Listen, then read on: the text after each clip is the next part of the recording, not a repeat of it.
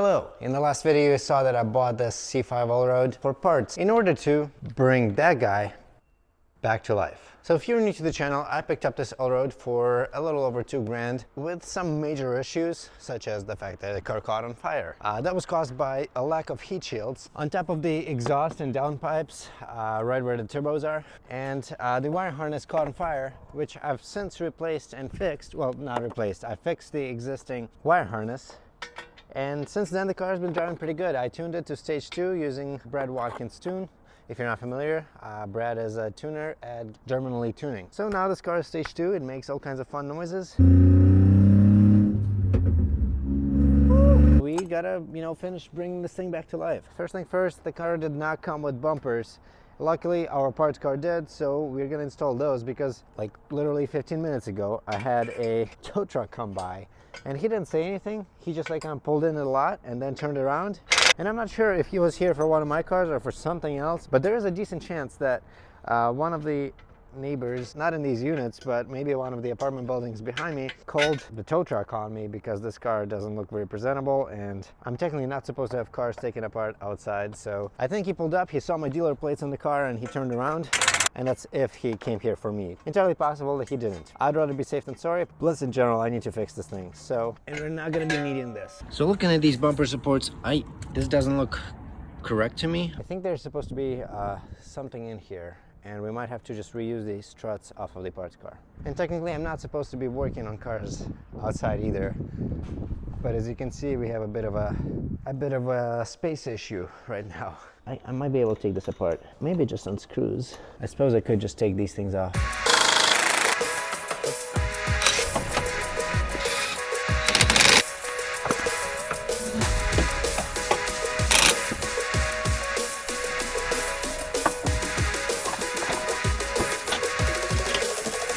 Chances are that I'm gonna have to remove this bumper very soon in order to put on the fog lights. Unfortunately, the housings for the fog lights were sort of broken off of the bumper. I'm gonna probably either have to plastic weld it or come up with some sort of another solution to mount them to the car, which is why I'm not really gonna worry about bolting down the bumper all the way in all of the fender liners and stuff like that. Okay, we got a bumper that is somewhat secure to the car. Next, we shall get rid of this.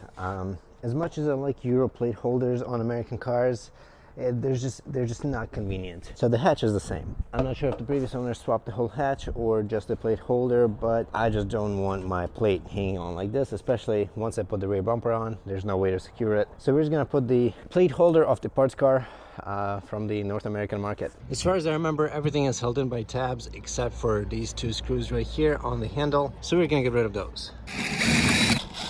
And then the rest should just pop right out.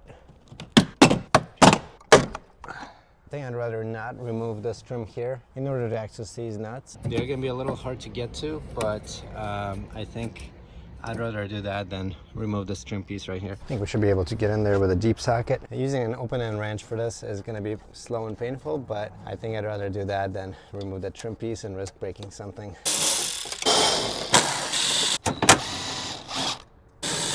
Theoretically, the plate holder should now pop out. One thing we do not want to forget about is the connectors for the rear fog lights, but we can just pop them out with the bulb. Looks like we were missing the fog light on this side, which I know they did do on many cars of this generation. They only had one fog light operational because technically you don't need both, but the problem is that it's visually unappealing, so I'm very glad that the new one comes with both. However, I don't know if there's any way for me to hook that up. I don't think there's a connector for it. Yeah, never mind. Unfortunately, I'm not gonna be able to hook up both fog lights. I'm guessing this hatch was European market. That's the only thing that would explain the fact that we have fogs in one of them but not the other. Unless maybe that was a later model thing.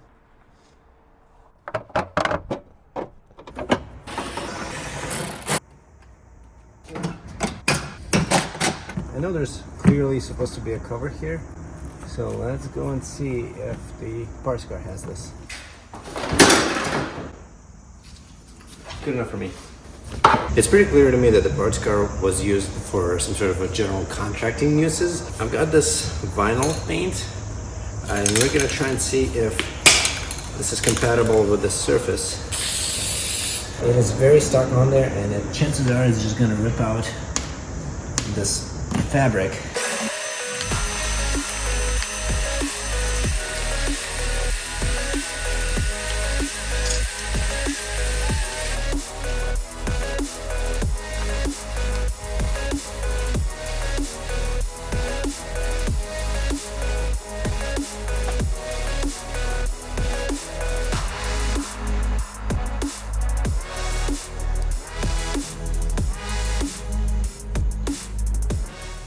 almost had enough, but we are completely empty, and I guess I'm about to buy another can. Unfortunately, this stuff doesn't seem to want to cover whatever the white stuff is, but I think still it looks better than I used to.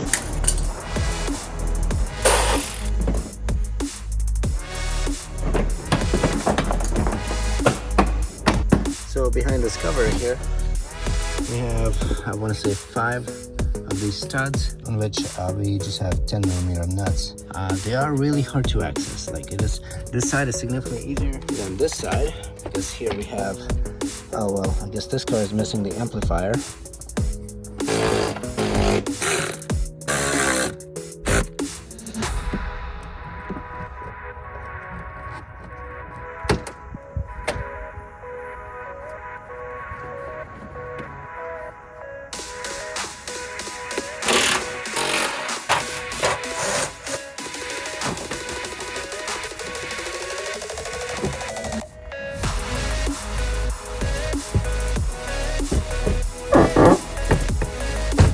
Something the previous owner has done was install an aftermarket steering wheel. For one, it was a steering wheel that I didn't really like. Dear God. Secondly, in order to fit that steering wheel, he cut the clock spring. There's so many lights on dash. And what annoys me the most about it is that the turn signals no longer turn off by themselves after you've completed the turn. Luckily, this turned out to be much easier to fix than I expected. You have to fish this around the ignition cylinder. There's some plastic clips.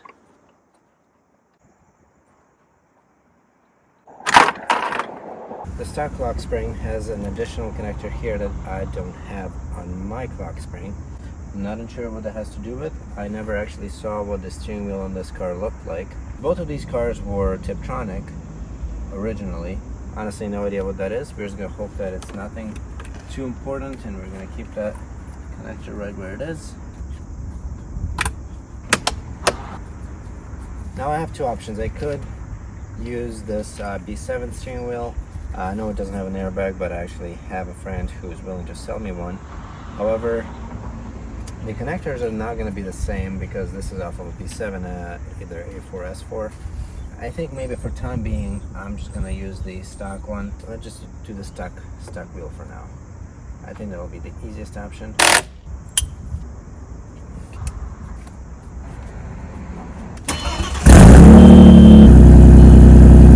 Well, something I didn't think about is the fact that I have a bad, well, a non-existent wheel speed sensor on the passenger side. So the ABS light and the traction control light are not going to go away. As unfortunate as that is, it's fine. I'll take it. At the very least, we have turn signals that turn off by themselves. We also have these buttons that do work. However, no horn. Not sure why we don't have a horn. I guess that's just something I'll have to figure out later down the road.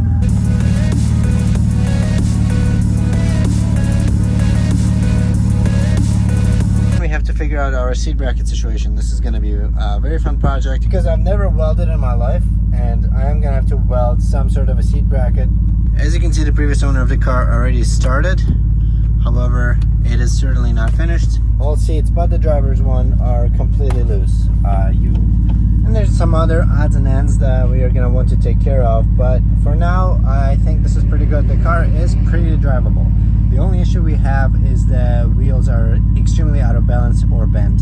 I haven't had a chance to figure that out yet. I might just get these powder coated and balanced and we'll keep them. Let's try and take care of this window regulator situation. If I remember correctly, this is pretty easy. There's a screw on this side which is already missing, and there's a screw on this side which is also missing. So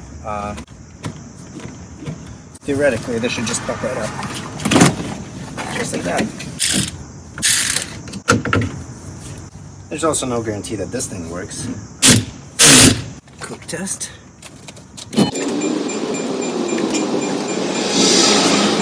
There's a click coming from here. Okay. Yeah, so I just lowered the window and with a button and absolutely nothing happened, so I think the cable is destroyed. I think I remember dealing with something like this. So the cable attaches to these blue guides, and sometimes the plastic of the guides breaks down and the cable no longer hangs on to these, causing this issue. Okay, unfortunately this is not going to be as easy as I expected, and I'm going to have to circle back to this. And here's what our plan is for the future for that car. Well, obviously we now have to replace the window rails. Potentially I'm going to do the whole window frame. I think that is the easiest way to do that. I'm not sure yet. We're going to find that out. Seat brackets, exhaust. So currently the car has only downpipes, decatted downpipes. Basically that's it. So we currently have no catback in the car. That's why it's so loud. That's why it smells so bad.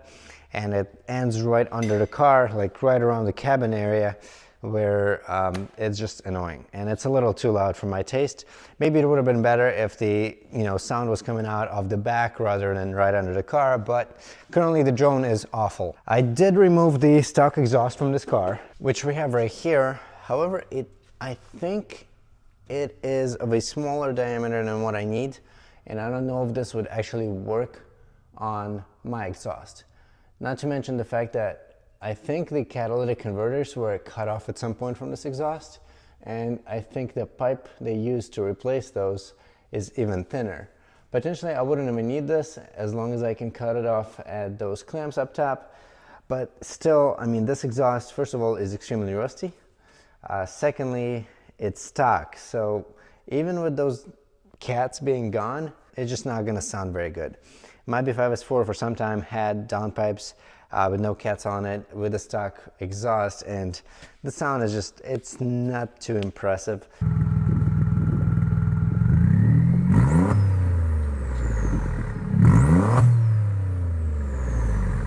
And I don't really love the idea of doing that again. If you look over a little to the left, you might notice that I have two more exhaust systems here.